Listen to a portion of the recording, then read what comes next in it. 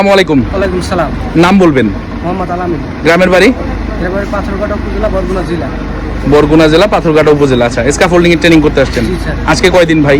আজকে 5 দিন করতেছি। আজকে 5 দিন চলতেছে। এই স্ট্রাকচার আপনারাই তৈরি করছেন? জি। আচ্ছা, কি মনে হয় যে স্ক্যাফোল্ডিং এর কাজ শিখতে পারতেছেন তো? ইয়েস। নাকি আমাদের এখানে শুধু টাকা দিচ্ছেন আর কাজ শিখাচ্ছেন না? ভালোভাবে শিখতে পারছি। থিওরিক্যাল ক্লাস শেষে প্র্যাকটিক্যাল করতেছি। প্র্যাকটিক্যাল চলতেছে আলহামদুলিল্লাহ। স্ক্যাফোল্ডিং এর হ্যাজার্ডগুলো সম্পর্কে ধারণা আছে? জি। আচ্ছা, স্ক্যাফোল্ডিং এর স্ট্রাকচার প্রত্যেকটা পার্টসের নাম কি দিয়ে কিভাবে তৈরি করে এগুলো কি সব পারবেন? জি। আচ্ছা, কি মনে হয় যদি কোথাও কাজে যান, চাকরির জন্য যান, সেটা হোক দেশে বা বিদেশে, যে কোনো জায়গায় কাজ করা যাবে? হয়, কাজ করা যাবে। সঠিকভাবে শেখানো হচ্ছে তো না? জি। প্রতিদিন কতক্ষণ লাগে এরকম একটা স্ট্রাকচার তৈরি করতে?